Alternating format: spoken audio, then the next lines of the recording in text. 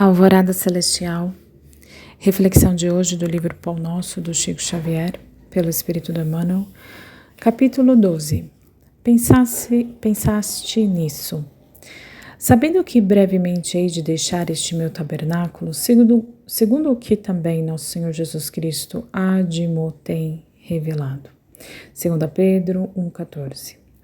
Se muitas vezes grandes vozes do cristianismo se referiam a supostos crimes da carne, é necessário mencionar as fraquezas do eu, as inferioridades do próprio espírito, sem concentrar falsas acusações ao corpo, como se este representasse o papel de verdugo implacável separado da alma, que lhe seria então prisioneira e vítima. Reparamos que Pedro denominava o organismo como seu tabernáculo. O corpo humano é um conjunto de células aglutinadas ou de fluidos terrestres que se reúnem sobre as leis planetárias, oferecendo ao espírito a santa oportunidade de aprender, valorizar, reformar e engrandecer a vida. Frequentemente, o homem, qual operário ocioso ou perverso, imputa ao instrumento útil as más qualidades de que se acha acometido. O corpo é concessão da misericórdia divina para que a alma se prepare ante o glorioso porvir. Longe da indébita acusação à carne, reflitamos nos milênios despendidos na formação deste tabernáculo sagrado no campo evolutivo. Já pensaste que és um espírito imortal, dispondo na terra por algum tempo de valiosas potências concedidas por Deus às tuas exigências de trabalho? Tais potências formam-te o corpo. Que fazes de teus pés, de tuas mãos, de teus olhos, de teu cérebro? Sabe que esses poderes te foram confiados para honrar o Senhor iluminando a ti mesmo. Medita nessas interrogações, santifica o teu corpo, nele encontrando o templo divino.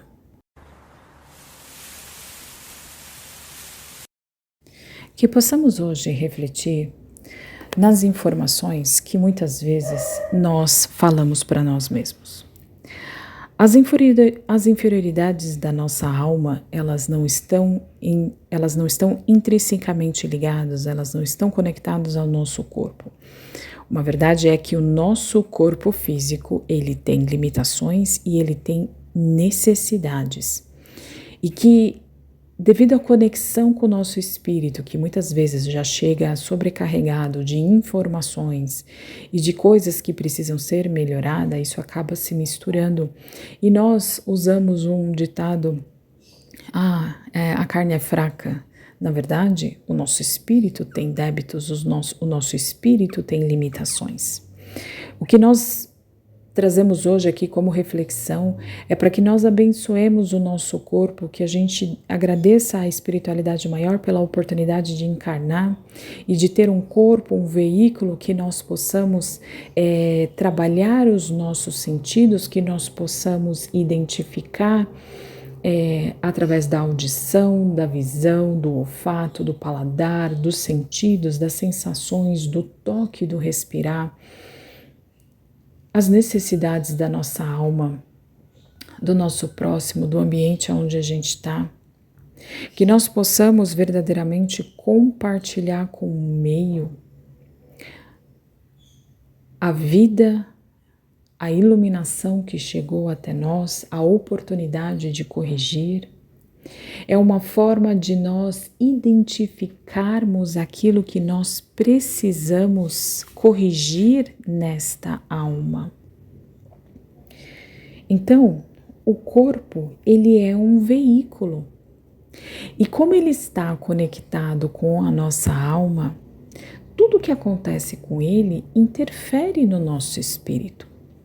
Por isso, impressões que ficam gravadas desde da infância, nós conseguimos, dependendo do impacto positivo ou negativo, recordar por toda a vida. E se ela não fica de uma forma consciente, inconscientemente nós reproduzimos todas essas informações. Eu convido você a fazer uma reflexão. Lembra de algum fato que te chamou a atenção, que te marcou demais, que você lembra até hoje? E dependendo da situação, você ainda pode falar assim: nossa, eu ainda sinto aquela sensação. Principalmente, a gente ouve, vou dar um exemplo bem simples, né? Quando a pessoa se apaixona, ela lembra do primeiro dia, ela lembra do primeiro beijo, do primeiro encontro, porque fica gravado no corpo, existe uma memória emocional. E hoje, com os estudos, né, da medicina, o desenvolvimento dos estudos em relação ao cérebro, à mente, o corpo, o cérebro tem ligação com o corpo. Hoje se fala muito em doenças psicossomáticas. Quando nós não estamos bem mentalmente, isso reflete na nossa aparência física. Vê a pessoa desorganizada. Quando nós não estamos bem, o nosso discurso fica desorganizado. A forma como a gente fala também. Então hoje eu gostaria de refletir junto com vocês, porque essa é uma reflexão para mim mesmo, que nós não podemos culpar o nosso corpo por conta das debilidades do nosso espírito, lembrando que o nosso objetivo nessa terra é nos iluminarmos, buscarmos uma evolução nos nossos sentidos, na nossa moral. Então, identifica hoje um ponto de melhoria dentro de você, que você precisa corrigir, que você precisa olhar, que você precisa trabalhar no seu espírito. E da mesma forma, eu convido você a pensar o que você tem feito para cuidar bem desse corpo. Se alimentar melhor, às vezes fazer um exercício, e mesmo que você não tenha tempo, às vezes priorizar subir uma escada ou caminhar um pouco mais para exercitar o seu corpo.